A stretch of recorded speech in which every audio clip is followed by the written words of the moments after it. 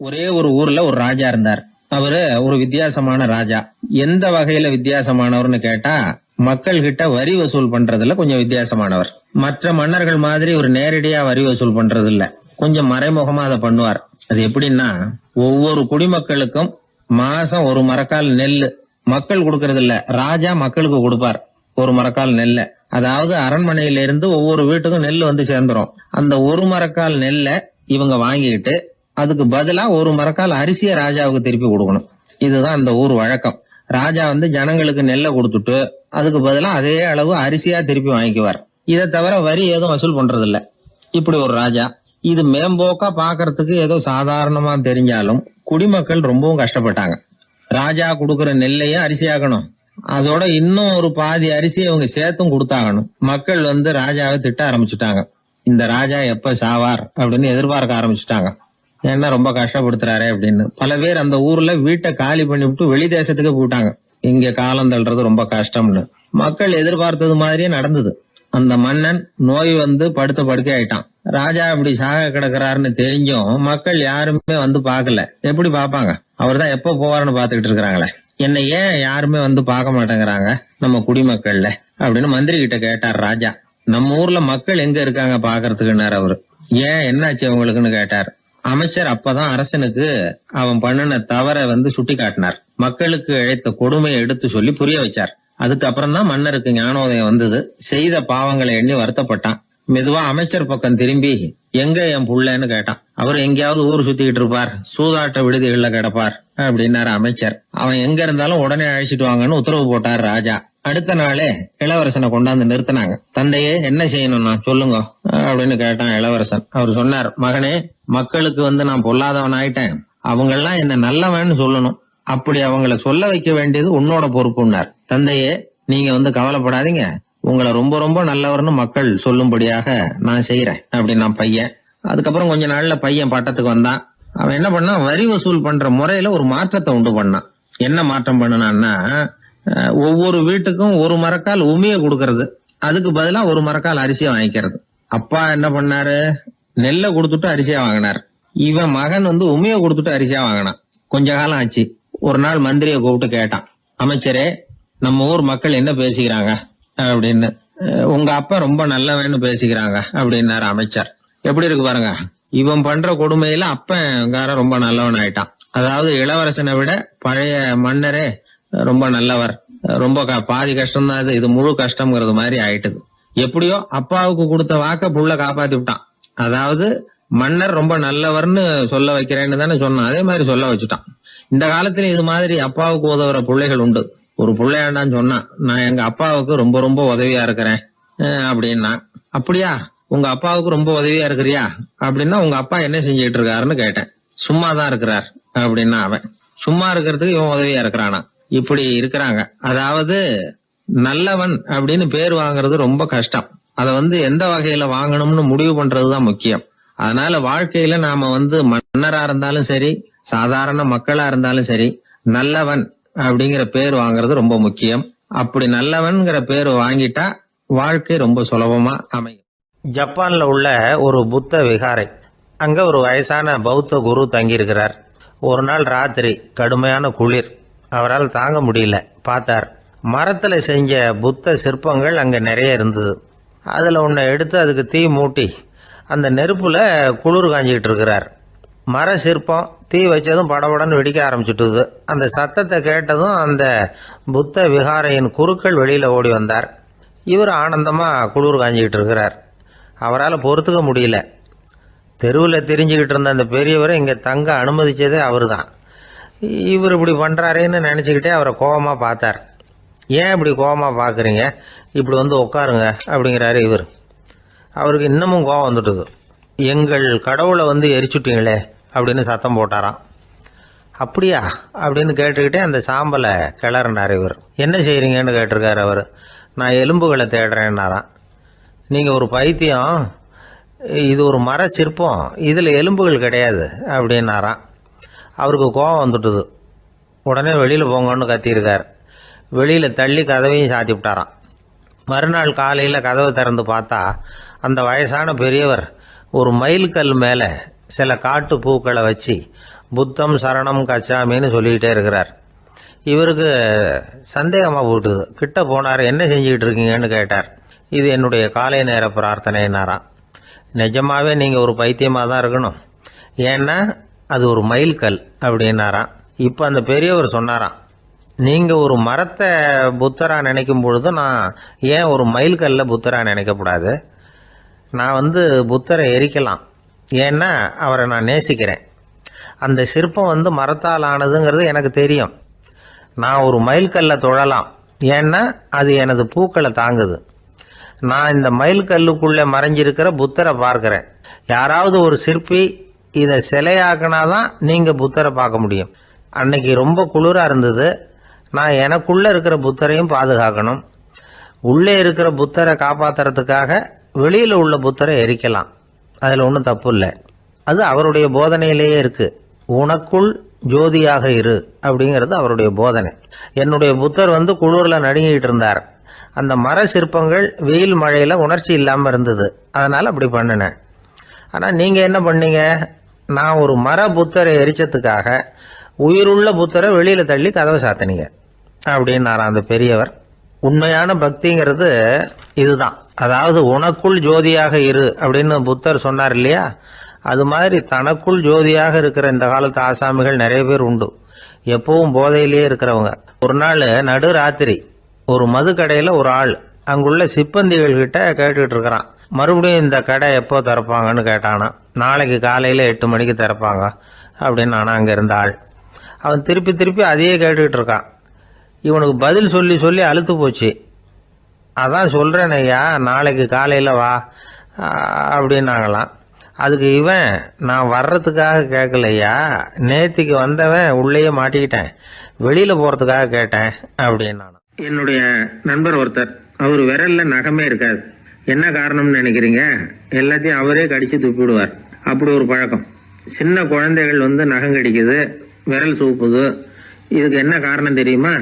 குழந்தைகள் மனசுல ஏற்படக்கூடிய ஒருவித பாதுகாப்பின்மை, இன்செக்யூரிட்டி, அல்லது தான் சரியா கவனிக்கப்படல அப்படிங்கிற எண்ணத்தோட வெளிப்பாடு தான் அது அப்படிங்கிறாங்க டாக்டர்கள். சில இடங்கள்ல 2வது குழந்தை பிறந்த உடனே பெரியவர்கள் கவனம் முதல் குழந்தைகிட்ட இருந்து கொஞ்சம் விலகி 2வது குழந்தைகிட்ட போயிடும். அந்த சமயத்துல முதல் குழந்தைக்கு இந்த பழக்கம் ஏற்படுறதுக்கு வாய்ப்பு உண்டா. சில குடும்பங்கள்ல கணவன் மனைவி 2 பேருமே வேலைக்கு போறவங்களா இருப்பாங்க.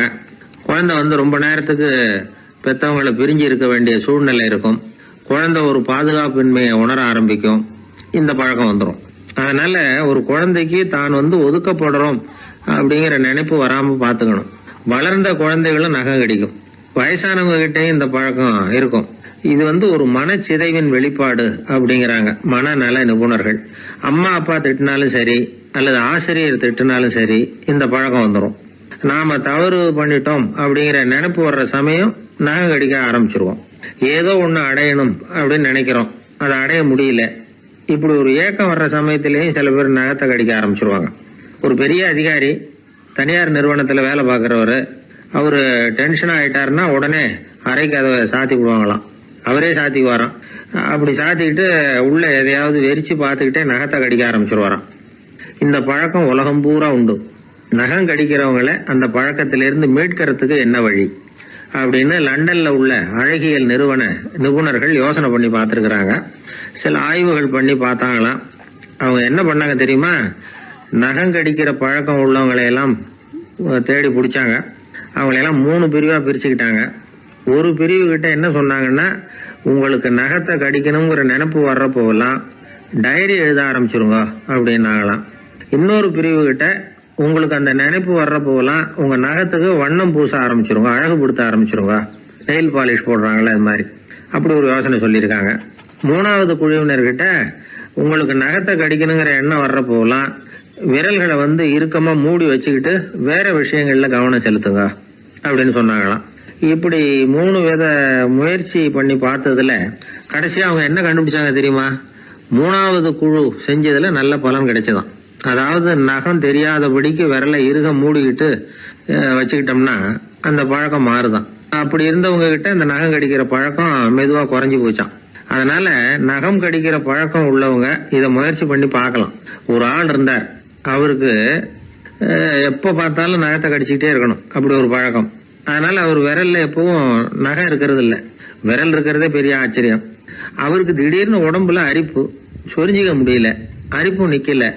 ஒரு வாரம் தொடர்ந்து கஷ்டப்பட்டார். கடைசியா ஒரு டாக்டர் கிட்ட ஓடினார். அவர் எல்லாத்தையும் விவரமா கேட்டுக்கிட்டு கடைசியா கொஞ்சம் மாத்திரை கொடுத்து வேலைக்கு ஒண்ணு சாப்பிடு அப்படின்னாராம். இந்த மாத்திரை எதுக்கு டாக்டர்? அரிப்பு நிக்கிறதுக்கா அப்படின்னாராம். இல்ல நகம் வளர்றதுக்காக அப்படின்னாராம் இந்த டாக்டர். ஒருத்தர் ரொம்ப அவசரமா வந்தார். சார், மனுஷன் நிம்மதியா இருக்கிறதுக்கு என்ன வழின்னு கேட்டார். சீக்கிரமா ஒரு கல்யாணத்தை பண்ணீங்க, எல்லாம் சரியா போடும் அப்படின்னோம். அவர் ஒரு மாதிரியா பார்த்தார். ஏற்கனவே எனக்கு கல்யாணம் ஆயிட்டுது சார், அதனால தானே நிம்மதியா இருக்கிறதுக்கு வழி கேட்கறேன் அப்படின்னார். சரி, இவர் ஒரு மாதிரியான கேஸ் அப்படின்னு நினைச்சுக்கிட்டு நம்ம கிட்ட இருந்த ஒரு சின்ன புத்தகத்தை அவர்கிட்ட தூக்கி கொடுத்தோம். இதை படிச்சு பாருங்கன்னு. கல்யாணத்துக்கு பிறகும் சந்தோஷமா இருக்கிறதுக்கு என்ன வழி அப்படிங்கிற கேள்விக்கு அந்த புத்தகத்துல விளக்கம் இருந்தது. கணவன் மனைவிக்குள்ள சிக்கல் வராம இருக்கிறதுக்கு அதுல சில வழிகளை சொல்லி கொடுத்துருக்குறாங்க. அதெல்லாம் என்னென்ன அப்படிங்கறத இப்ப பார்க்கலாமா? குடும்பம்னு இருந்தா கோபம் வரதான் செய்யும், அது வந்துட்டு போகட்டும், பரவாயில்ல. ஆனா அந்த கோபம் ஒரே நேரத்துல 2 பேருக்கும் வந்துடாம பாத்துக்கணும். ஒரு சமயத்துல யாராவது ஒருத்தர் தான் கோபப்படணும், அடுத்தவங்க அமைதியா இருக்கணும். அதுக்கப்புறம் இவர் அமைதியான உடனே அவங்க ஆரம்பிச்சுக்கலாம். கோபமா ஏதாவது சொன்னா உடனே கோபமா பதில் சொல்லக்கூடாது. கொஞ்சம் பொறுத்து கோபம் தீர்ந்த உடனே அந்த பதில சொல்லலாம். அப்போ பதில் கோபமா இருந்தா கூட அது அவ்வளவு பெருசா தெரியாது. அற்ப விஷயத்துக்கெல்லாம் காய்ச்சி மூச்சுன்னு கத்திட்டு இருக்கக்கூடாது. உங்க 2 பேருக்குள்ள ஒரு தர்க்கம் ஆரம்பம் ஆயிட்டுதுன்னு வச்சுக்கோங்க. கடுமையா 2 பேரும் விவாதம் பண்றீங்க. உங்கள ஒருத்தர் இதுல ஜெயிக்கணும்னா அது நீங்களா இருக்க வேணாம், அடுத்தவங்க ஜெயிக்கிறதுக்கு நீங்க துணையா இருங்களேன். அப்படின்னா நீங்க கொஞ்சம் விட்டு கொடுக்கணும், அவ்வளவுதான். ஏதாவது குத்தம் சொல்லணுமா, செஞ்ச தப்ப சுட்டி காட்டணுமா, விமர்சனம் பண்ணணுமா, பண்ணுங்க, வேணான்னு சொல்லல.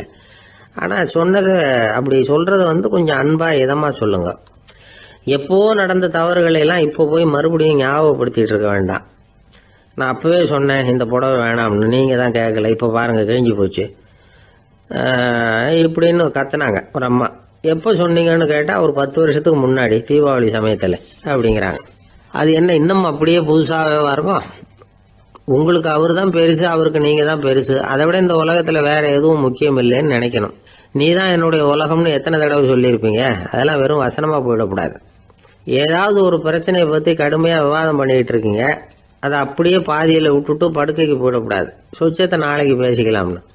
அப்படி போனா தூக்கம் வராது. பிரச்சனையை ஒரு முடிவு பண்ணிக்கிட்டு அதுக்கப்புறமா தூங்க போகணும்.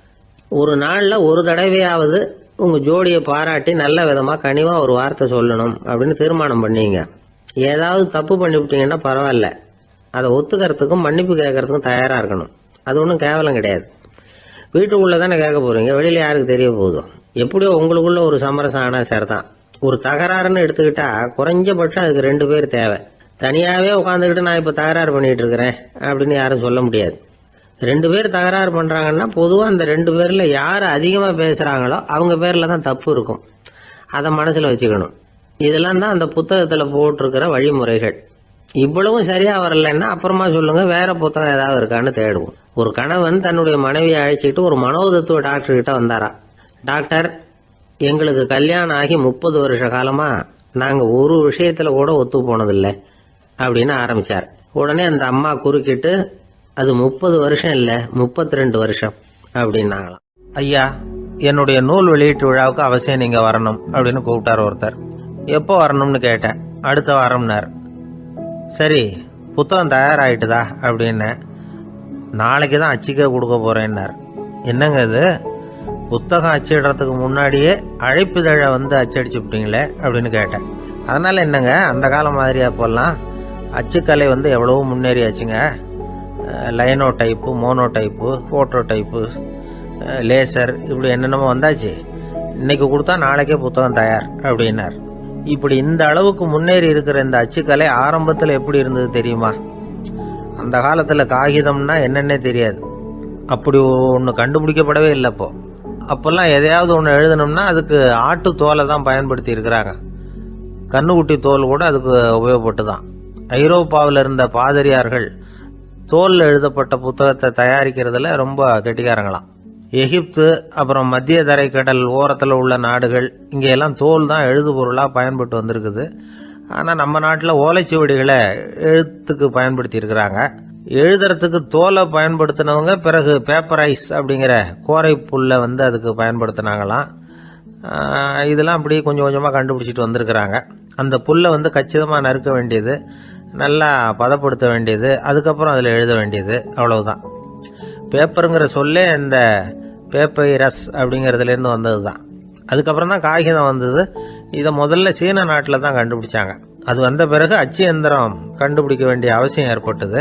அதை கண்டுபிடிச்சவர் ஜெர்மானிய அறிவியல் அறிஞர் ஜான் கூட்டன்பர்க். அச்சு கலைக்கு அடித்தளம் அமைச்சவர் அவர் தான்.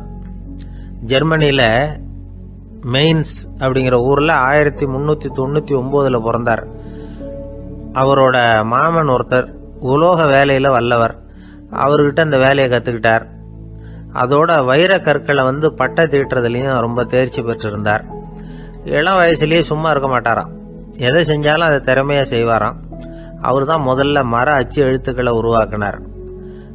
அது மேலே மை தடவி பிரதிகள் எடுத்தார். அதுக்கப்புறம் உலோக எழுத்துக்கள், முதல்ல காரியம், அப்புறம் இரும்பு, அப்புறம் கலப்பு உலோகம், பிறகு அச்சடிக்கிறதுக்கு எந்திரம் ஒன்றையும் உருவாக்கினார். முதல்ல பைபிள் அச்சடித்தார். 1468 அவர் இறந்து போனார். 16ஆம் நூற்றாண்டில் மேலை நாடுகளிலிருந்து மர எழுத்துக்களை கொண்டுகிட்டு வந்து தமிழ்நாட்டில் கிறிஸ்துவ நூல்களை அச்சிட்டாங்க. அப்போல்லாம் வந்து அச்சகங்கள் வந்து போதிய அளவுக்கு இங்கே இல்லை. அதுக்கு என்ன காரணம்னா, இந்தியர்கள் வந்து அச்சகங்களை நடத்தக்கூடாது அப்படின்னு சட்டம். 1835 வரைக்கும் அந்த சட்டம் வந்து நடைமுறையில் இருந்தது. இந்த நிலைமையில் அங்கேயும் இங்கேயுமா 1-2 அச்சகங்கள் ஆரம்பமாச்சு. 1713 தரங்கம்பாடியில் லூத்தரன் மிஷன் அச்சகம், அதே ஆண்டில் சென்னையில் SPCK அச்சகம். இது ரெண்டும் தான் இந்தியாவில் முதல்ல தொடங்கப்பட்ட அச்சகங்கள்.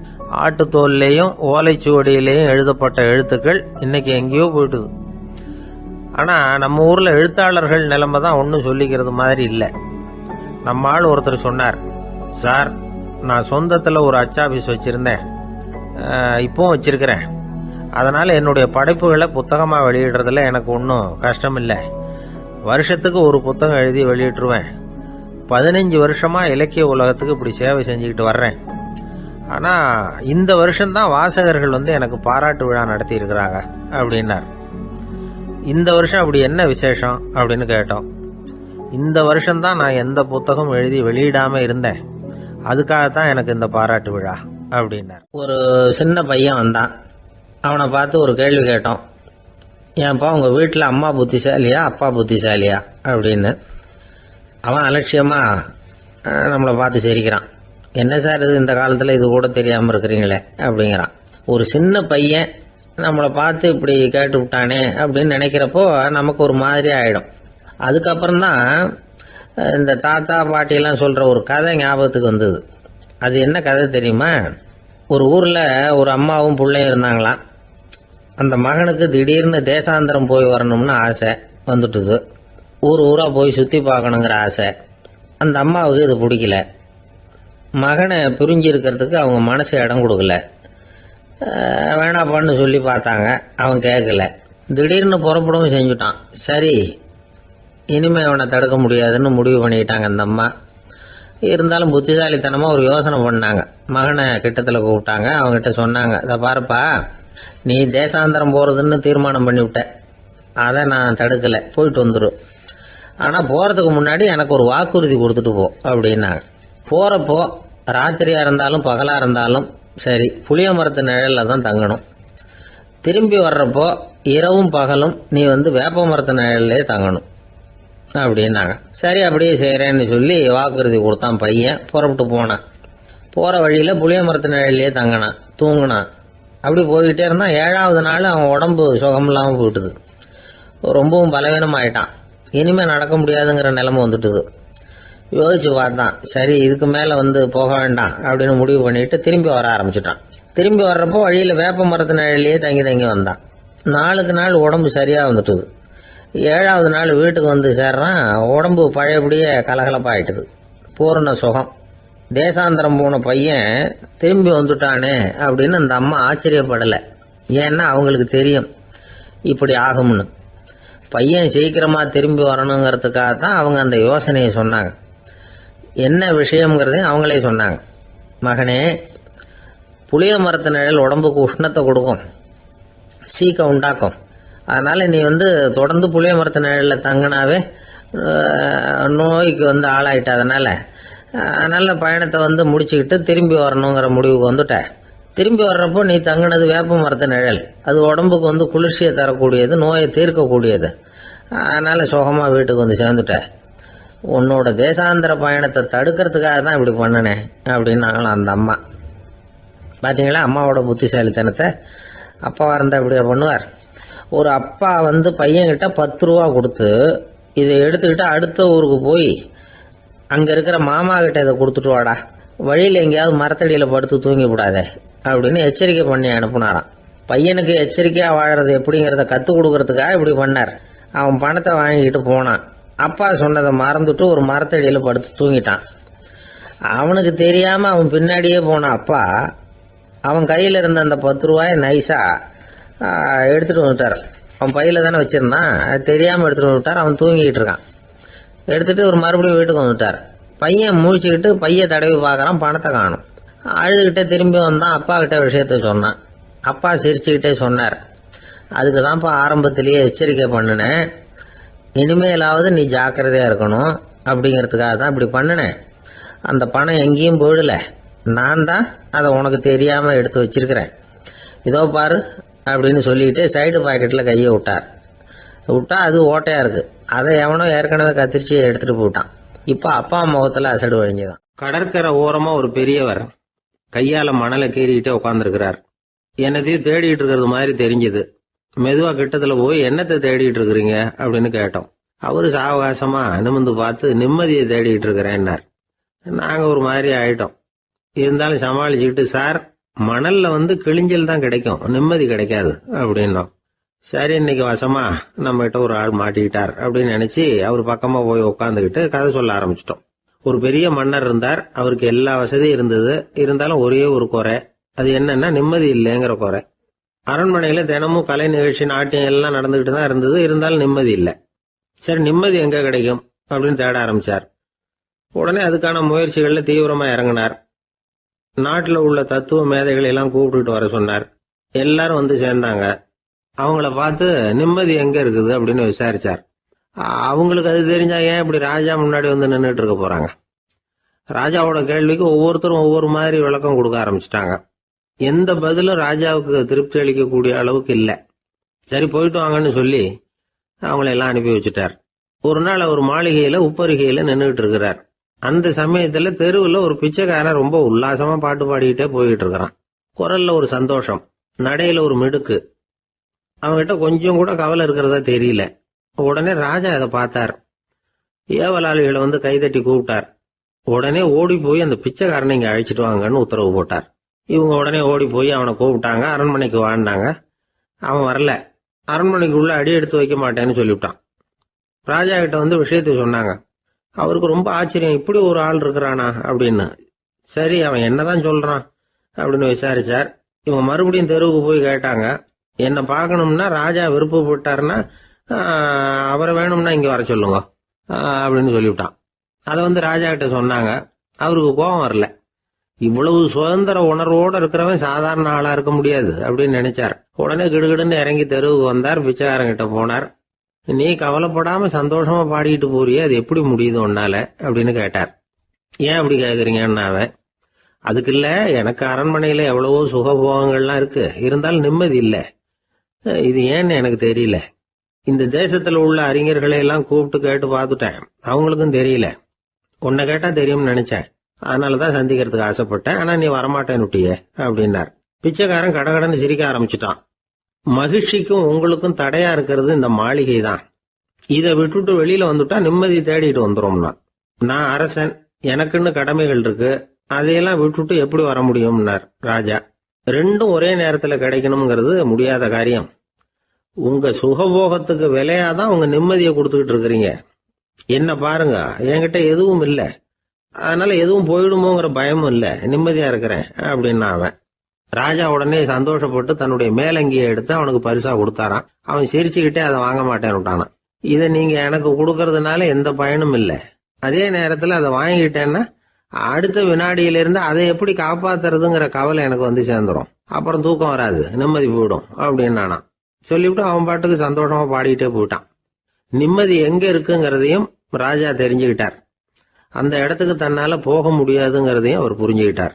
இப்படி இந்த கதைய அந்த கடற்கரையில மணலை கீறிக்கிட்டே உட்கார்ந்துருந்தார அந்த பெரியவர்கிட்ட சொல்லி முடிச்சோம். அவர் முகத்துல ஒரு தெளிவு தெரிஞ்சது. எங்களை நிமிர்ந்து பார்த்தார். ரொம்ப நன்றிங்க, இப்ப எனக்கு தெரிஞ்சு போச்சு. நிம்மதி வேணும்னா அதுக்கு என்ன பண்ணணும்னு இப்ப நல்லா புரிஞ்சுக்கிட்டேன் அப்படின்னார். என்ன புரிஞ்சுக்கிட்டீங்கன்னு கேட்டோம். இனிமே இந்த பக்கம் வந்தா உங்க கண்ணுல படாத இடமா பார்த்து உட்காரணும்னு புரிஞ்சுக்கிட்டேன் அப்படின்னார். ஒரு ஆளு ராமகிருஷ்ணரை தேடி வந்தான். அவன் கையில 1000 பொற்காசுகள் வச்சிருந்தான். அதை அவர்கிட்ட கொடுத்து இதை ஏத்துக்கணும் அப்படின்னு ரொம்ப பணிவா கேட்டுக்கிட்டான். அவரு பார்த்தார், இது எனக்கு தேவையில்லை, ஆனாலும் உன்னுடைய மனசை புண்படுத்துறதுக்கு நான் விரும்பலை, அதனால நீ கொடுக்கறத வாங்கிக்கிறேன்னார். வாங்கிக்கிட்டார். அப்புறம் கேட்டார், இதை பாரு, இனிமே இதெல்லாம் என்னுடைய இதுதானே அப்படின்னார். ஆமாம், அதையெல்லாம் நான் உங்களுக்கே கொடுத்துட்டேன் அவன். சரி, இப்போ நீ எனக்காக ஒரு காரியம் பண்ணணும்னார். என்ன செய்யணும்னு சொல்லுங்கன்னா, இந்த நாணயங்களையெல்லாம் எடுத்துக்கிட்டு போய் கங்கை நதியில் எரிஞ்சுட்டு வா அப்படின்னார். இவனுக்கு அதிர்ச்சியாக போச்சு. என்ன பண்ணுறது, இனிமேல் அது முடியாதுன்னு சொல்ல முடியாது. ஏன்னா அந்த நாணயங்களையெல்லாம் அவருக்கே கொடுத்துட்டான். இனிமேல் அதெல்லாம் இவனுடையது இல்லை. பேசாமல் அவ்வளவே அள்ளிக்கிட்டு ஆத்தங்கரைக்கு போனான். போனவன் ரொம்ப நேரம் திரும்பியே வரல. ராமகிருஷ்ணருக்கு சந்தேகம், என்ன ஆச்சு அந்த மனுஷனுக்கு, காசுகளோட அந்த கங்கையில் குதிச்சுட்டானா, போகும்பொழுதே ஒரு மாதிரியாக தான் போனான், போய் என்னன்னு பார்த்துட்டு வாங்க அப்படின்னார். அங்கே இருந்த ஒருத்தர் ஓடி போய் பார்த்தார். அவர் போய் பார்க்கும்பொழுது அவன் அங்கேயே இருந்தான். அதுக்கப்புறம் அவர் திரும்பி வந்தார். வந்து விவரத்தை சொன்னார். அதாவது அவன் கங்கை கரையில் உட்காந்துக்கிட்டு ஒவ்வொரு நாணயமா 1 2ன்னு எண்ணி எண்ணி வீசிக்கிட்டு இருக்கிறான். அவனை சுற்றி ஒரு கும்பல் நின்றுக்கிட்டு அவனை தடுத்துக்கிட்டு இருக்குது அப்படின்னு விவரத்தை சொன்னார் போயிட்டு வந்தவர். இதை கேட்டதும் ராமகிருஷ்ணரே புறப்பட்டு அங்கே போனாராம். என்ன இப்படி பண்ணிகிட்டு இருக்கிற, நான் உன்னை அந்த நாணயங்களை கங்கையில் வீசி எறிய சொன்னேன், நீ ஏன் அதை எண்ணிக்கிட்டு இருக்கிற அப்படின்னார். பழக்கம்தான் காரணம், நான் ஒவ்வொரு நாளும் ஒவ்வொன்றா சேமித்து வச்சேன். இன்றைக்கி என்கிட்ட நிறைய இருக்குது, உங்களுக்கு ஒரு 1000 நாணயங்களை கொடுக்கணுங்கிறது என்னோட ஆசை அப்படின்னா. இப்போ ராமகிருஷ்ணர் சொன்னார், ஒரே நேரத்தில் எல்லாத்தையும் சம்பாதிச்சிருந்தா நீ எண்ணுறது பொருத்தமாக இருக்கும். எல்லாத்தையும் இழக்கும்போது ஒவ்வொன்றா எண்ணிக்கிட்டு இழக்கிறதுங்கிறது சரியான செயல் இல்லை. அதனால் ஒரே தடவையாக எல்லாத்தையும் தூக்கி எறிஞ்சிடும் அப்படின்னார். இது இழப்பது அப்படிங்கிற ஒரு உயர்ந்த நிலை. இதை நாம் யதார்த்த வாழ்க்கையில் சம்மந்தப்படுத்தி பார்த்து குழப்பிக்கிட்டு இருக்கக்கூடாது. இழக்கிறேன்னு சொல்லிக்கிட்டு இருக்கிற காசையெல்லாம் ஆற்றுலையும் குளத்துலையும் கொண்டு போய் எரிஞ்சிட்டு வாங்க அப்படின்னு உபதேசம் பண்ணுறதாக யாரும் நினச்சிடக்கூடாது. இதில் நாம் புரிஞ்சிக்க வேண்டியது என்னென்னா, எதையாவது ஒன்றை இன்னொருத்தருக்கு கொடுக்கணும் அப்படின்னு விருப்பப்பட்டால் அதை மனப்பூர்வமாக கொடுத்துடணும். கொடுத்துட்டு அதையே நினச்சிக்கிட்டு இருக்கக்கூடாது. நம்மால் ஒருத்தர் ஒரு 100 ரூபா நோட்டை தன்னுடைய நண்பர் ஒருத்தர்கிட்ட கொடுத்து, இது உனக்கு தான் வச்சுக்கோ அப்படின்னார்.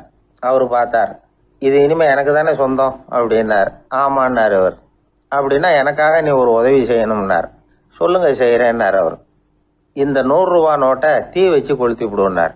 இவர் அதிர்ச்சியாகி அவரை பார்த்தார். இப்போ அவர் சொன்னார், நீ எனக்கு அன்பாக கொடுத்தது இது, இந்த நோட்டு கள்ள நோட்டுங்கிறது எனக்கு முன்னாடியே தெரியும், சீக்கிரம் கொளுத்தி விடு, அதுதான் நம்ம 2 பேருக்குமே நல்லது அப்படின்னாராம் அவர். ராமகிருஷ்ணர் வாழ்ந்த காலத்தில் நடந்த ஒரு நிகழ்ச்சி இது. அப்போ ஒரு ஓவியர் இருந்தாராம். அவருக்கு ஒரு ஆசை, ராமகிருஷ்ணர் படத்தை வரையணும், அதை அவர்கிட்டயே கொண்டுட்டு போய் காட்டி அபிப்பிராயம் கேட்கணும். இதுதான் அந்த ஓவியரின் ஆசை. உடனே ராமகிருஷ்ணர் படத்தை வரைஞ்சி முடித்தார். அதை எடுத்துக்கிட்டு போனார். இவர் போன சமயம் அங்கே ராமகிருஷ்ணர் சீடர்களோடு உட்காந்துருக்கிறார். விவேகானந்தர் அங்கே இருக்கிறார்.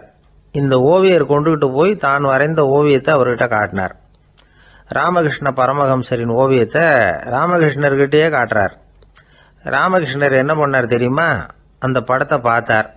உடனே அது காலை தொட்டார். குருதேவருடைய இந்த செயல் சீடர்களுக்கு ரொம்ப வியப்பை உண்டு பண்ணிச்சு. சில பேர் மனசுக்குள்ளேயே ரொம்ப குழம்பி போக ஆரம்பிச்சிட்டாங்க, என்ன இப்படி பண்ணுறாருன்னு. என்ன இது அவரோட படம், அவரே அவரோட படத்தின் காலை தொடுறார் அப்படின்னு யோசிச்சாங்க. சில பேர் ஒன்றும் புரியாமல் ஒருத்தர் பார்த்து சிரிச்சுக்கிட்டாங்க. அந்த இடத்துல சீடர்கள் மட்டும் இல்லை, சீடர் அல்லாத பல பேர் இருந்தாங்க. தன்னுடைய காலை தானே தொடர இவருடைய செயல் பற்றி என்ன நினைக்கிறது அப்படின்னு அவங்களும் குழம்பி போய் நிற்கிறாங்க. அந்த படத்தை வரைஞ்சி அவர்கிட்ட காட்டின அந்த ஓவியருக்கும் அதிர்ச்சி. இருந்தாலும் அவர் சீடர் கிடையாது. அதனால் கொஞ்சம் துணிச்சலை வர வச்சுக்கிட்டு கேட்டார், என்னங்க இது, என்னால் என்னுடைய கண்களையே நம்ப முடியல. இது உங்கள் சொந்த உருவப்படம், நீங்கள் உங்கள் சொந்த கால்களையே தொடுறீங்க, இது எங்களுக்கு கொஞ்சம் சங்கடமாக இருக்குதே அப்படின்னார். ராமகிருஷ்ணரின் கண்களில் ஆனந்த கண்ணீர் வழிஞ்சுதான். அவர் சொன்னாராம், இது என்னோட படம்ங்கிறது எனக்கு தெரியும், ஆனால் இது என்னோட படம்ங்கிறதுனால நான் இதோட காலை தொடலை. நீ என்னுடைய சமாதி நிலையை இந்த படத்தில் படம் பிடிச்சி காட்டியிருக்கிற, அதனால் அதோட காலை தொடறேன். சமாதி நிலையில் யார் இருந்தாலும், அது என்னுடைய படமாக இருந்தாலும் சரி அல்லது வேற யாருடைய படமாக இருந்தாலும் சரி, படம் யாருதுங்கிறது முக்கியம் இல்லை. இதில் எது முக்கியம்னா அது தன்னை உணர்ந்த ஒரு உணர்நிலையின் படம். அப்படி இருக்கிறப்போ அதோட காலை நான் தொடணும். அதுக்கு நீங்கள் எல்லாரும் ஏன் சங்கடப்படுறீங்கன்னு எனக்கு தெரியல அப்படின்னாராம். இப்போ தான் அங்கே இருந்த சீடர்களுக்கும் மற்றவங்களுக்கும் விவரம் புரிஞ்சுதான். இதுக்கு முன்னாடி யாரும் செய்யாததை இவர் செஞ்சிருக்கிறார், ஆனால் அவருடைய காரணம் ரொம்ப நியாயமானது அப்படிங்கிறத உணர்ந்தாங்களாம். இதுவரைக்கும் ஆன்மீகத்தில் சமாதி நிலை, அதாவது தன்னை உணர்ந்த நிலை பற்றி புரிஞ்சுக்கிட்டோம். இல்லறத்தில் ஏற்படக்கூடிய சமாதி நிலை பற்றி உங்களுக்கு தெரியுமா? ஒரு அம்மா டாக்டர்கிட்ட வந்து சொன்னாங்களாம், டாக்டர், என் வீட்டுக்காரருக்கு உடம்புல ஏதோ கோளாறுன்னு நினைக்கிறேன், நான் எவ்வளவு நேரம் பேசினாலும் காதில் விழாத மாதிரி உட்கார்ந்துருக்கிறார் அப்படின்னு ஆகலாம். அதுக்கு அந்த டாக்டர் சொன்னாராம், அம்மா, அது உடம்பு கோளாறு இல்லை, அது ஒரு பெரிய திறமை அப்படின்னாராம். ஒரு கணவன் மனைவி எப்போ பார்த்தாலும் அவங்க ரெண்டு பேருக்கும் இடையில சண்டை வந்துக்கிட்டே இருந்தது. இதில் என்ன ஆச்சரியங்கிறீங்களா? நான் அதுக்காக சொல்ல வரல, இது வேற விஷயம். அதாவது சண்டை போடாமல் இருக்கிறதுக்கு வழி சொல்கிற தகவல் இது. நான் சொன்ன அந்த கணவன் மனைவி எப்படின்னா, கணவன் ஒரு வார்த்தை சொன்னால் மனைவி கிட்டேருந்து 2 வார்த்தை பதிலாக வரும். இதுக்கு கணவன்கிட்டேருந்து 4 வார்த்தை பதிலாக வரும். இப்படி வார்த்தைகள் பெருகி போய் கடைசியில் வம்பில் வந்து முடியும். அந்த அம்மா பொறுத்து பார்த்தாங்க, அவங்களால தாக்கு பிடிக்க முடியல. பக்கத்து வீட்லேயே ஒரு கணவன் மனைவி இருந்தாங்க, அவங்களுக்குள்ள சண்டை வர்றதில்லை. அது எப்படி அவங்களால மட்டும் சண்டை போடாமல் இருக்க முடியுது அப்படின்னு இந்த அம்மாவுக்கு ஆச்சரியம். ஒரு நாள் நேராக பக்கத்து வீட்டு அம்மாக்கிட்டே போய், ஏம்மா, நீங்கள் எப்படி கணவனும் மனைவியும் சண்டை போட்டுக்காமல் இருக்கிறீங்க, அது எப்படி முடியுது உங்களால் அப்படின்னு கேட்டாங்க. அதுக்குன்னு ஒரு மருந்து இருக்குது, அதை சாப்பிட்டா சண்டை வராது அப்படின்னாங்க அவங்க. சரிங்க, அந்த மருந்தை அவர் சாப்பிட மாட்டேன்னு சொல்லிட்டா என்ன பண்ணுறது அப்படின்னு கேட்டிருக்கிறாங்க இவங்க. அந்த மருந்து அவருக்கு இல்லைம்மா, உனக்கு தான் அப்படின்னாங்களாம் அவங்க. அப்படியா, அப்படின்னா கொடுங்க, ரொம்ப நல்லதாக போச்சு.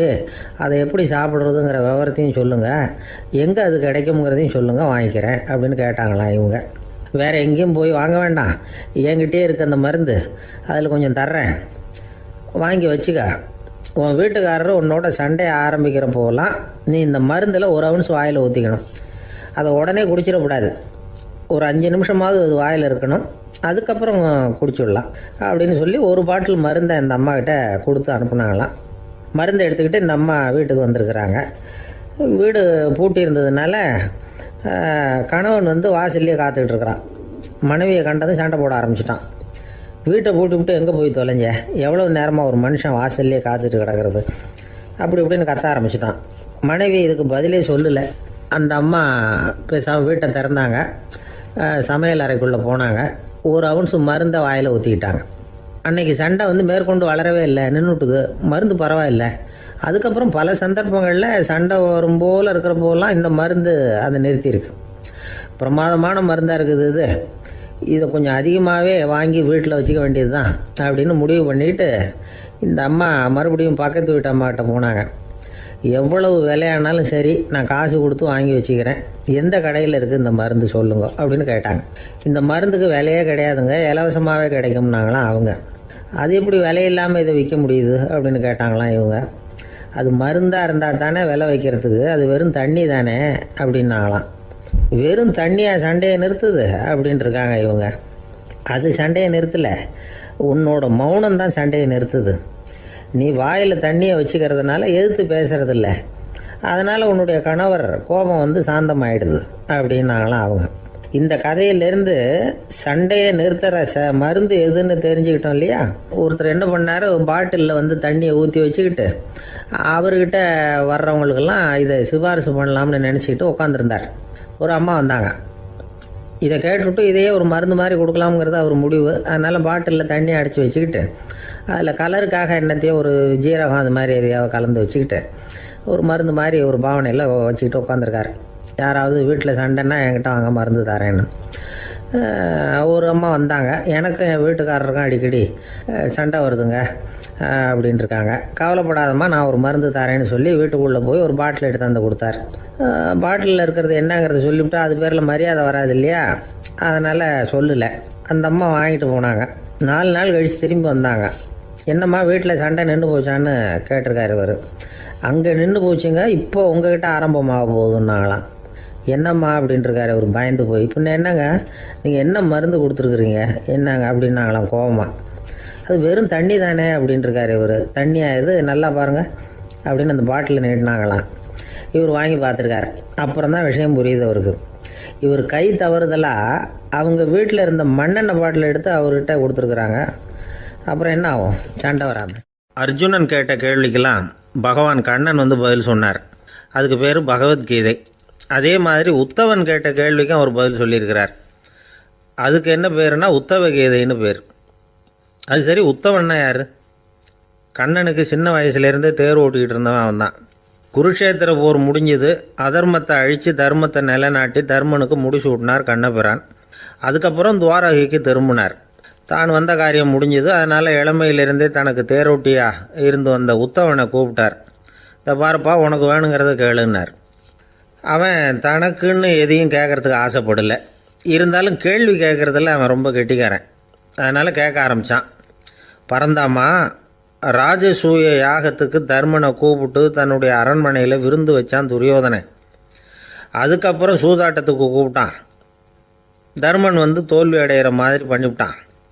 நீங்கள் தான் முக்காலமும் உணர்ந்தவராச்சே, சூதாட்டத்தில் தர்மர் ஜெயிக்கிறது மாதிரி பண்ணியிருக்கக்கூடாதா? இந்த பகடக்காயை உருட்டுறப்போ நீங்கள் எதிர்பார்த்தது விழற மாதிரி பண்ணியிருக்கலாமே. சரி, அதுதான் இல்லை. வேடிக்கை பார்த்துக்கிட்டு இருந்த பீமன், அர்ஜுனன், நகுலன், சகாதேவன் இவங்களையும் பணையம் வச்சு ஆடுறப்போவாவது காப்பாற்றிருக்கலாம். அதையும் நீங்கள் செய்யலை. பாவம் அந்த அவல பொண்ணு, ஒன்றும் புரியாத ஒன்றும் தெரியாத அந்த உன்னுடைய சகோதரி திரௌபதி, அந்த பொண்ணை வந்து துச்சாதனன் இழுத்துக்கிட்டு வந்து துகில் உரிகிற கட்டத்தில் காப்பாற்றினியே. இது நியாயமா, முறையா, அறமா? இதுதான் உத்தவன் கேட்ட கேள்வி. இதுக்கு பரந்தாமன் பதில் சொல்கிறார். அப்படி கேள் உத்தவா. தருமனை வந்து துரியோதனன் வந்து சூதாட அழைக்கும் பொழுது என்ன சொன்னான் தெரியுமா? நான் பணையம் வைக்கிறேன், எனக்கு பதிலாக என்னுடைய மாமன் சகுனி பகடக்காய்களை உருட்டுவான்னு சொன்னான். உடனே தருமன், எனக்கு பதிலாக என்னுடைய மைத்துனன் கண்ணன் வந்து பகடக்காய்களை உருட்டுவான்னு சொல்லியிருக்கலாமே. அப்படி சொல்லலை. என்ன செஞ்சான் தெரியுமா? துரியோதனன் கூட சூதாட்டத்துக்கு சம்மதிச்சிட்டோம், கடவுளே இது என்னுடைய மைத்துனன் கண்ணபிரானுக்கு தெரியக்கூடாது அப்படின்னு வேண்டிக்கிட்டான். இதனால் தருமன் வந்து எனக்கு வந்து மனசால் தடை போட்டுட்டான். அதனால் அரண்மனைக்கு வெளியிலேயே என்னை கூப்பிடுவாங்கன்னு நான் காத்துக்கிட்டு இருந்தேன். பீமன், அர்ஜுனன், நகுலன், சகாதேவன், திரௌபதி இவங்கள பணையம் வச்சு ஆடுறப்போவாவது கூப்பிடுவாங்கன்னு பார்த்தேன். அப்பவும் அவங்க என்னை கூப்பிடல, நினைக்கல. திரௌபதியை வந்து துச்சாதனன் கூந்தலை பிடிச்சி இழுக்கிறான். அப்போ கூட அவள் தன்னுடைய உடல் பலத்தால் தடுக்கிறதுக்கு முயற்சி பண்ணாலே தவிர என்ன நினைக்கல. துரியோதனன் சபைக்கு இழுத்து செல்லப்பட்ட திரௌபதி அறநூல்களையும் அரச நீதிகளையும் சொல்லிக்கிட்டு இருந்தாலே தவிர என்ன நினச்சே பார்க்கலை. துகில் உரிகிற கட்டத்தில் தான் ஹரி ஹரி கண்ணா பரந்தாமன்னு கூப்பிட்டா. அதனால தான் அப்போ போய் நான் காப்பாற்றினேன் அப்படின்னா பரந்தாமன். அப்படின்னா நீ அழைச்சாதான் போவியா, நீயா போக மாட்டியா அப்படின்னு கேட்குறான் உத்தவன். ஆமாம், நான் கூப்பிட்டா தான் போவேன். மனிதர்கள் செய்யக்கூடிய செயல்களையெல்லாம் அவங்கவுங்க போக்கிலேயே விட்டுட்டு வேடிக்கை பார்த்துக்கிட்டு இருப்பேன். நான் குறுக்கிட்டு வந்து ஒன்றுமே செய்ய மாட்டேன் அப்படின்னா பரந்தாமன். மனுஷன் தவறு பண்ணுனா திருத்த மாட்டியா, சும்மா பார்த்துக்கிட்டு தான் உட்காந்துருப்பியா அப்படின்னு கேட்குறான் உத்தவன். நான் மனுஷனுடைய உள்ளத்தில் இருக்கிறப்போ என் எதிரில் மனுஷன் தவறு பண்ண மாட்டான் அப்படின்னு ஆனால் கண்ணன். அதாவது யார் நினைக்கிறாங்களோ அவங்க உள்ளத்துலலாம் அவன் இருக்கிறான். அப்படி இருக்கிறப்போ தவறு செய்ய மனுஷன் அஞ்சுவான். இதுதான் உத்தவ கீதைங்கிறது. இந்த காலத்துலேயும் சில பேர் பகவான் மாதிரி அடுத்தவங்க கஷ்டப்படுறத வேடிக்கை பார்த்துக்கிட்டு இருக்கிறது உண்டு. அன்னைக்கு அப்படித்தான். நடுத்தெருவில் ஒரு திருடனை பிடிச்சி எல்லாரும் சேர்ந்து அடிச்சுக்கிட்டு இருக்கிறாங்க. ஒரு ஆள் மட்டும் தள்ளி நின்று அதை வேடிக்கை பார்த்துக்கிட்டு இருக்கான். பார்த்துக்கிட்டு சிரிச்சுக்கிட்டு இருக்கிறான். என்ன சார் இது, பாவம் அந்த ஆளை போட்டு அப்படி அடிக்கிறாங்களே அப்படின்னோம். அடிக்கட்டும் சார், அவன் அடி வாங்க வேண்டிய ஆள் தான் அப்படின்னா அவன். ஏன் சார் அப்படி சொல்கிறீங்க அப்படின்னு கேட்டோம். பின்ன என்ன சார், நான் ஒருத்தர் பையில் இருந்த பர்ஸை எடுக்கிறதுக்கு முயற்சி பண்ணிக்கிட்டு இருந்தேன். அதுக்குள்ளே அவன் முந்திக்கிட்டு அப்வேஸ் பண்ணிவிட்டான். பர்ஸை அவன் எடுத்துட்டான். பார்க்கறதுன்னா எடுக்கிறது அவனா? என்ன சார் நியாயம் இது? நல்லா வாங்கட்டும் அப்படிங்கிறான். ஒரு ஊரில் ஒருத்தர் இருந்தான். ஏதோ ஒரு சின்ன அலுவலகத்தில் வேலை பார்த்துக்கிட்டு இருந்தான். ரொம்ப ஏழை. வர்ற கொஞ்சம் வருமானத்தை வச்சு வாழ்க்கையை ஓட்டிக்கிட்டு இருந்தான். ஒரு நாள் தெரு வழியாக அவன் நடந்து வந்துக்கிட்டு இருக்கிறான். தெருவில் ஒரு காசு கிடந்தது. அதை பார்த்துட்டான். அது குனிஞ்சு எடுத்தான். அது ஒரு பழங்கால காசு. அந்த காசு நடுவில் ஒரு துளை இருந்தது. அதாவது துளையிட்ட நாணயம். பழங்காலத்தில் புழக்கத்தில் இருந்த ஒரு நாணயம் அது. துளையிட்ட நாணயம் கிடச்சிதுன்னா ரொம்ப நல்லது, அது அதிர்ஷ்டம் அப்படின்னு ஒரு நம்பிக்கை உண்டு. இவன் கையில் அது கிடைச்சதும் ரொம்ப சந்தோஷப்பட்டான். இனிமேல் என்னுடைய கஷ்டம்லாம் தீரப்போகுது, அதிர்ஷ்டம் என்னை தேடி வரும், நான் பணக்காரன் ஆகிடுவேன் அப்படின்னு சொல்லிட்டு அந்த காசை தன்னுடைய கோட்டு பையில் பத்திரமா போட்டு வச்சுக்கிட்டான்.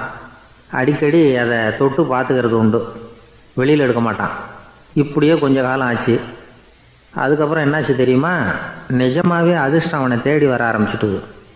செல்வம் வந்து குவிஞ்சுது. பணம், பதவி, புகழ் எல்லாம் வந்து சேர்ந்தது. சமூகத்தில் அவன் ஒரு பெரிய மனுஷன் ஆகிட்டான். எல்லாரும் அவனை பாராட்டினாங்க. அவன் எதை தொட்டாலும் வெற்றி, எல்லாம் அந்த காசோட மகிமை அப்படின்னு அவன் மனசுக்குள்ளே நினச்சிக்கிட்டான். தினமும் காலையில் அந்த கோட்டை போட்டுக்கிட்டு தான் வெளியில் கிளம்புவான். புறப்படுறதுக்கு முன்னாடி கோட்டு பாக்கெட்டை தொட்டு பார்த்துக்குவான், உள்ளே காசு இருக்கா அப்படிங்கிறத உறுதிப்படுத்திக்குவான். அதுக்கப்புறம் தான் வெளியில் கிளம்புவான். இப்படியே பல வருஷம் ஓடி போச்சு. ஒரு நாள் அவனுக்கு அந்த ஆசை வந்துட்டுது. அதாவது அந்த துளையிட்ட நாணயத்தை எடுத்து கண்ணால் பார்க்கணும் அப்படின்னு. காலையில் சாப்பிட்டுக்கிட்டு இருந்தான்.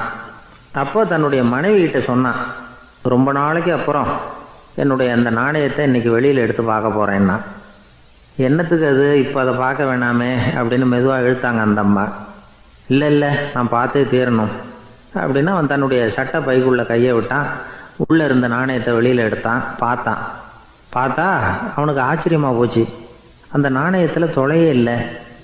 என்ன ஆச்சு அப்படின்னு சொல்லி அவன் ரொம்ப குழம்பி போயிட்டான். இப்போ அந்த அம்மா சொன்னாங்க, நான் தான் ஒரு நாள் உங்கள் கோட்டு ரொம்பவும் தூசியாக இருக்கேன்னு சொல்லி அதை ஜன்னலுக்கு வெளியில் உதறினேன். உள்ளே இருந்த அந்த காசு அப்போ எனக்கு தெரியாது, ஞாபகத்தில் இல்லை. அது தெருவில் விழுந்துட்டது போல இருக்கு. அதுக்கப்புறம் எவ்வளவோ தேடி பார்த்தேன், கிடைக்கல. அதுக்குள்ளே அதை யாரோ எடுத்துகிட்டு போயிட்டாங்க போல இருக்கு.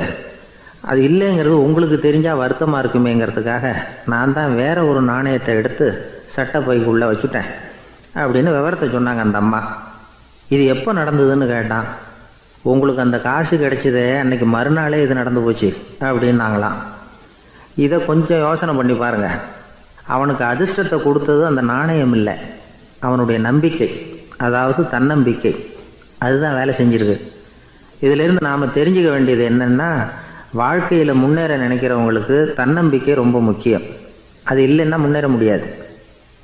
ஒருத்தன் சொன்னானா, நான் எப்போவுமே என்ன தான் சார் நம்புவேன், மற்றவங்கள நம்ப மாட்டேன். நேற்றுக்கு பாருங்கள், திடீர்னு 10 பேர் என்னை அடிக்க வந்துட்டாங்க, நான் ஒருத்தனாகவே அதை சமாளித்தேன் அப்படின்றான் ரொம்ப பெருமையாக. அது எப்படின்னு கேட்டாங்களாம். ஒரே ஓட்டமாக அங்கேருந்து ஓடி வந்துட்டேன் அப்படின்னு. ரொம்ப நாளைக்கு முன்னாடி ஒரு நாள் கோவலன் நாடகம் நடந்தது. எங்கள் மதுரையில் நடந்தது. அதில் ஒரு முக்கியமான கட்டம்.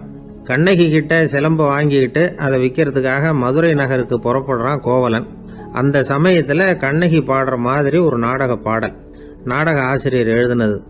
அது என்ன பாட்டுன்னா, மா பாவியோர் கூடி வாழும் மதுரைக்கு மன்னா போகாதீர் என்று அப்படின்னு ஆரம்பிக்கும் அந்த பாட்டு. இதுதான் அந்த பாட்டு. இதை கண்ணகி மேடையில் பாடின உடனே கூட்டத்தில் சலசலப்பு. நம்ம ஊர்லேயே நமக்கு முன்னாடியே நின்றுக்கிட்டு மா பாவியோர் கூடி வாழும் மதுரை அப்படின்னு சொல்கிறாங்களே, என்ன தைரியம் அப்படின்னு எல்லாம் குழப்பம் பண்ண ஆரம்பிச்சிட்டாங்க. மக்கள் சத்தம் போட ஆரம்பிச்சிட்டாங்க. எதிர்ப்பு குரல் அது பாட்டுக்கு வர அதிகமாக போட்டுது. கொண்டுக்கிட்டு வா அந்த நாடக ஆசிரியரை, எழுதுனது யார் அப்படின்னு ஒரே சத்தம், கூச்சல். வேறு வழி இல்லை. மெதுவாக மேடைக்கு வந்தார் அந்த நாடக ஆசிரியர். 4 பக்கத்திலிருந்தும் கேள்வி கணைகள். மக்களை பார்த்து கொஞ்சம் அமைதியாக இருங்கோ அப்படின்னு சொல்லிவிட்டு தன்னுடைய விளக்கத்தை சொல்ல ஆரம்பித்தார் அந்த நாடக ஆசிரியர். மா அப்படின்னு சொன்னால் திருமகளாகிய லட்சுமி அப்படின்னு அர்த்தம். பா அப்படின்னா கலைமகளாகிய சரஸ்வதி. வி அப்படின்னா மலைமகளாகிய பார்வதி. மா பாவியோர் அப்படின்னா திருமகளும் கலைமகளும் மலைமகளும், இவங்க மூவரும் அப்படின்னு அர்த்தம். இந்த 3 பேரும் வாழ்கின்ற மதுரை புனிதம் நிறைந்தது, சகல செல்வங்களும் நிறைஞ்சது. அப்படிப்பட்ட ஊரில் நான் அணிந்து கொள்ளும் இந்த சாதாரண சிலம்பை யார் வாங்கிக்குவாங்க அப்படிங்கிற எண்ணத்தோடு தான் கண்ணகி அப்படி சொல்கிறா. அதை நினச்சி தான் நான் எழுதினேன். ஆகவே மதுரையை ரொம்ப சிரமப்படுத்தணும், ரொம்ப மோசமாக எழுதணும் அப்படிங்கிற எண்ணம்லாம் எனக்கு கிடையாது. பெருமைப்படுத்தணும்னு நினச்சி தான் அப்படி எழுதினேன் அப்படின்னு விளக்கம் கொடுத்தாராம். இந்த விளக்கத்தை கேட்டதும் எல்லாரும் ரொம்ப சமாதானம் ஆயிட்டாங்களாம். இப்படி விளக்கம் கொடுத்த அந்த நாடக ஆசிரியர் யார் தெரியுமா? அவர் தான் தமிழ் நாடக உலகின் முதல் ஆசான் சங்கரதாஸ் சுவாமிகள். அவருக்கு நகைச்சுவை உணர்வும் அதிகம். 1920ஆம் ஆண்டு திருநெல்வேலியில் அவர் தங்கியிருக்கிறார் நாடகம் நடத்துறதுக்காக. அவர் தங்கியிருந்த வீட்டில் கொசு மூட்டை பூச்சி அதிகமாக இருந்திருக்கு. அவரால் தூங்கவே முடியல. அவர் அனுபவித்த தொல்லைகள் ஒரு பாட்டாக உருவாச்சு. வேடிக்கையாக ஒரு பாட்டு எழுதினாராம். மூட்டையும் கொசுவும் ஒரு வீட்டிலே மீட்டிங் போட்டால் முன்னே நிற்க யாரால் முடியும்? கொசு மோகன ராகம் போல சத்தம் போட்டு முன்னே நின்று செய்திடும் யுத்தம். இதை மறுநாள் நாடகத்தில் கோமாளி வேஷம் போட்ட ஒரு சிறுவனை விட்டு பாட வச்சிருக்காரு. எல்லாரும் சிரித்து ரசிச்சாங்களாம். சங்கரதாஸ் சுவாமிகள் கல்யாணமே பண்ணிக்கல, துறவி மாதிரியே வாழ்ந்திருக்கார். தமிழ் நாடக கலைக்கு தன்னையே அர்ப்பணம் பண்ணிக்கிட்டவர் அவர். 1922 நவம்பர் மாதத்தில் ஒரு நாள் புதுச்சேரியில் அவர் வாழ்க்கை முடிஞ்சுது. அப்போ அவருக்கு வயசு 55. சங்கரதாஸ் சுவாமிகள் நாடக ஆசிரியர் மட்டும் இல்லை, மேடை நாடக இயக்குனர், தயாரிப்பாளர். அவரே ஒரு சிறந்த நடிகர். ஒரு தடவை சாவித்திரி நாடகத்தில் இவர் யமதர்மனா வேஷம் போட்டு நடிச்சிருக்கிறார். நாடகம் பார்த்துக்கிட்டு இருந்த கருவுற்ற ஒரு பெண்மணிக்கு பயத்தினால அங்கேயே குழந்தை பிறந்துட்டு தான். அந்த நிகழ்ச்சிக்கு அப்புறம் இவர் இந்த வேஷம் போடுறப்போலாம் ஜனங்களுக்கு முன்கூட்டியே எச்சரிக்கை கொடுக்க ஆரம்பிச்சிருவாராம். அதாவது அப்படி யாராவது பயப்படுறவங்க இருந்தால் கொஞ்சம் கண்ணை மூடிங்க அல்லது எழுந்திரிச்சு போடுங்கன்னு. நடிப்புன்னா அப்படிலாம் இருக்கணும். இந்த காலத்தில் நடிகர் ஒருத்தர் சொன்னார், சார் நான் இந்த நாடகத்தில் நடிக்கிறப்போ முகத்தில் நவரசங்களையும் காட்டி நடித்தேன், உணர்ச்சிகளை எல்லாம் நல்லா காட்டி நடித்தேன். அப்படி இருந்து ஜனங்கள் கல்லை எடுத்து மேடையில் வீசிவிட்டாங்க சார் அப்படின்னார். நாடகத்தில் உங்களுக்கு என்ன வேஷம் அப்படின்னு கேட்டாங்க. அது செத்து கிடக்கிற பணமாக நடித்தேன் சார் அப்படின்னார். ஒரு தடவை கலைவாணர் NS கிருஷ்ணன் பேராசிரியர் கல்கியை சந்தித்து பேசிக்கிட்டு இருந்தாராம். கலைவாணர் கல்கியை பார்த்து, எனக்கு கதை எழுத ஆசையாக இருக்கு, எப்படி எழுதுறதுன்னு கேட்டாராம். கதை எழுதுறதுக்கு 4 மை வேணும்னாராம் கல்கி. அப்படியா, அப்படின்னா என்னென்ன கலர் மை அப்படின்னு கேட்டிருக்காரு கலைவாணர் சிரிச்சுக்கிட்டே. நான் சொன்னது கலர் மை இல்லை, அது வேற மை. அதாவது கதை எழுதுறதுக்கு தேவைப்படுகிற 4 மை எதுன்னா, 1 திறமை, 2 பேணாமை, 3வது தனிமை, 4வது பொறுமை அப்படின்னாராம். உடனே கலைவாணர், உங்க யோசனை அருமை அப்படின்னாராம். அதுதான் கலைவாணர். பொதுவா எழுத்தாளர்கள் எழுதுற மாதிரி நடந்துக்கிறது இல்லை. ஆனா கலைவாணர் என்ன சொல்லுவாரோ அதே மாதிரி நடந்துக்குவார். எல்லாருக்கும் எல்லாம் கிடைக்கணுங்கிற கருத்தை சினிமா படங்கள்ல வலியுறுத்துவார். அதே மாதிரி நடைமுறை வாழ்க்கையிலேயும் எல்லாருக்கும் எல்லாமும் கொடுப்பார். பணம், பதவி, புகழ் இப்படி எதுவுமே இல்லாத ஒரு சாதாரண மனுஷனா இருந்தா கூட இவர் மனுஷனுக்கு கொடுக்கற மரியாதையில கொஞ்சமும் குறைச்சல் இருக்காது. இந்த குணம் சாதாரணமா எல்லாருக்கும் இருக்கிறது இல்ல. அவரு சினிமா தியேட்டருக்கு போய் சினிமா பாக்குறது வழக்கம். அவரு வந்திருக்கிறாருங்கிறது தெரிஞ்சா போதும், வெளியில பிச்சைக்காரங்க கூடிடுவாங்க. இது அவருக்கு தெரியும். வெளியில நம்மளை நம்பி ஒரு கூட்டம் காத்துக்கிட்டு இருக்குமேன்னு நினைப்பார். உடனே ஒரு 100 ரூபா நோட்டை கொடுத்து சில்லறையா மாத்திட்டு வர சொல்லுவார். படம் முடிஞ்சு வெளியில வர்றப்போ சில்லறையோட வருவார். எல்லாருக்கிட்டையும் கொடுத்துருவார். ஏன்னா எல்லாரும் தேடிட்டு வருவாங்க அவரை. என்ன எல்லாரும் சௌக்கியமா இருக்கிறீங்களா அப்படின்னு பிரியமா விசாரிப்பார். ஏதோ ரொம்ப நெருங்கின சொந்தக்காரங்களை விசாரிக்கிறது மாதிரி விசாரிப்பாரு. தன்கிட்ட இருக்கிற சில்லறையை எல்லாருக்கும் சமமா பிரிச்சு கொடுத்துட்டு தான் அங்கிருந்து புறப்படுவார். ஒரு நாள் அது மாதிரி புறப்படுற சமயத்துல ஒரு சின்ன பையனுக்கு சில்லறை எதுவும் கிடைக்கல கொடுக்கறதுக்கு. இது கலைவாணருக்கு தெரியாது. கார்ல ஏறி புறப்பட்டு போயிட்டார். அந்த பையன் காரை புடிச்சுக்கிட்டு பின்னாடியே ஓடியாந்துருக்கிறான். ஐயா, நீங்களே இல்லைன்னு சொன்னா நான் என்ன பண்றது? இன்னைக்கு பட்னி தான், அம்மாவுக்கு வேற உடம்பு சரியில்லை அப்படின்னு கத்திக்கிட்டே ஓடியாந்தானா. கலைவாணர் கவனிச்சுட்டார். உடனே காரை நிறுத்த சொன்னார். இறங்கினார். அந்த சின்ன பையனை கட்டி பிடிச்சிக்கிட்டு, என்ன மன்னிச்சுக்கப்பா, நான் கவனிக்காம வந்துட்டேன் அப்படின்னு சொல்லி அழ ஆரம்பிச்சுட்டாராம். இன்னொரு தடவை இதே மாதிரி ஒரு தியேட்டர்ல இருந்து வெளியில வந்திருக்கிறார். ஒரு ஆள் அவர்கிட்ட நின்றுருக்கார். அவர் கொடுக்கறதுக்கு இவர்கிட்ட பணம் இல்ல. பணம் இல்லையாப்பா அப்படின்னாராம். உங்ககிட்டயே இல்லையா அப்படின்னாராம் அவரு. கலைவாணருக்கு மனசு ரொம்ப சங்கடமா போச்சு. உடனே புறப்பட்டு வீட்டுக்கு போனார். அங்க இங்க தேடி பார்த்து அங்க இருந்த கொஞ்சம் நெஞ்ச சில்லறையை எடுத்தார். காரு டிரைவரை கூப்பிட்டார். தியேட்டர் வாசல்ல நின்றுகிட்டு இருந்த ஆசாமியோட அங்க அடையாளங்களை சொன்னார். காரை எடுத்துட்டு போய் அந்த ஆளை கண்டுபிடிச்சு இந்த காசை கொடுத்துட்டு வா அப்படின்னு அனுப்பி வச்சாராம். பிச்சை போடுறதுக்காக காரை அனுப்புனதாக வேற யாரை பத்தியாவது நீங்க கேள்விப்பட்டிருக்கிறீங்களா? அவர் ஒரு வித்தியாசமான மனிதர், வித்தியாசமான கலைஞர். கலைவாணரோட சகோதரர் கல்யாணம் நடந்தது. அதுல தியாகராஜ பாகவதர் கச்சேரி முடிஞ்ச உடனே அதுல சம்பந்தப்பட்ட கலைஞர்களுக்கெல்லாம் கலைவாணர் பரிசுகள் கொடுக்கிறார். அந்த கச்சேரியில கடம் வாசிச்சவருக்கு மட்டும் மத்த எல்லாருக்கும் கொடுத்ததை விட பெருசா ஒரு வெள்ளி கோப்பையை பரிசா கொடுத்தாராம். மத்தவங்களுக்கு எல்லாம் சின்னதா கொடுத்துட்டு கட வித்துவானுக்கு மட்டும் பெருசா பரிசு கொடுக்குறீங்களே ஏன்னு கேட்டிருக்கிறாங்க. அதுக்கு கலைவாணர் விளக்கம் கொடுத்தாராம். இப்பெல்லாம் ரயில்ல கூட்டம் அதிகங்கிறது உங்களுக்கு எல்லாருக்கும் தெரியும். இந்த வித்துவான் இவ்வளவு பெரிய மண்பானைய ரயில்ல ரொம்ப பத்திரமா உடையாம ரொம்ப தூரத்துல இருந்து கொண்டு வந்திருக்கிறாரே, அது என்ன சாமான்யமான காரியமா? அவரோட அந்த சாமர்த்தியத்தை பாராட்டுறதுக்காக தான் அவருக்கு இவ்வளவு பெரிய பரிசு அப்படின்னு விழுந்தது. உடனே அவங்களுக்கு ஒரு ஆசை, கபீரை சந்திச்சு பேசணும் அப்படின்னு அவங்க ஆசைப்பட்டாங்க. அவங்க அப்படி ஆசைப்பட்டதுக்கு ஒரு காரணம் உண்டு. ஏன் அப்படி ஆசைப்பட்டாங்கன்னா, 2 ஞானிகளை சந்திக்க வச்சா பல அரிய தத்துவங்களை கேட்கறதுக்கு ஒரு வாய்ப்பு கிடைக்கும்.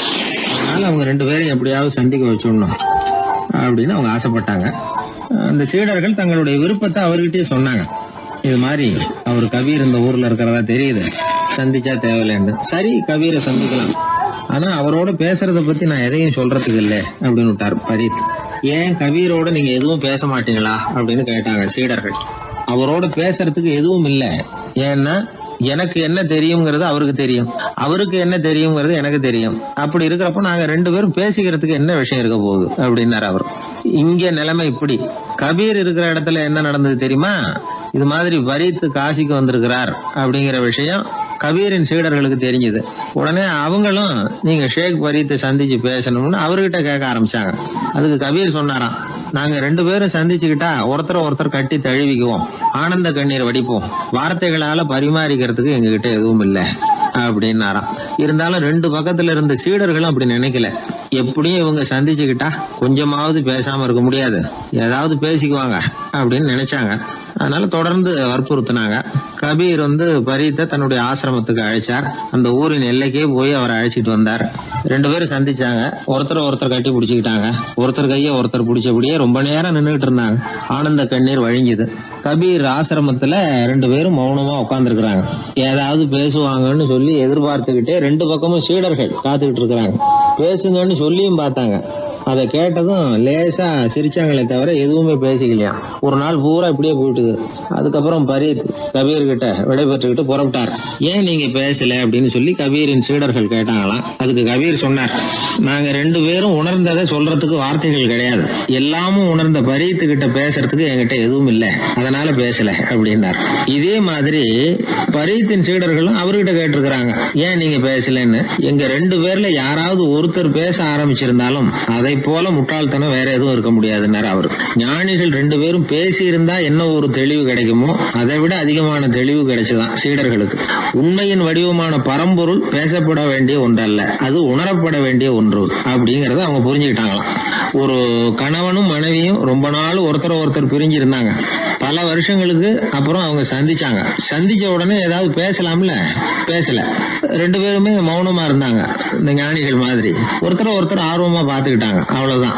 அந்த கணவனை தனியா கூப்பிட்டுக்கிட்டு போய் ஒருத்தர் விசாரிச்சார், ஏன்பா இவ்வளவு நாள் கழிச்சு சந்திக்கிறீங்க, நீயாவது முதல்ல வாயை திறக்கப்படாதான்னார். அதுக்கு அவர் சொன்னார், ஏற்கனவே நான் வாயை திறந்ததுனால தானே சார் இவ்வளவு காலமும் பிரிஞ்சு இருக்கிறது மாதிரி ஆச்சு, அதனால அவசரப்படாம பொறுமையா இருக்கிறேன் அப்படின்னாராம். அதனால பேச்சு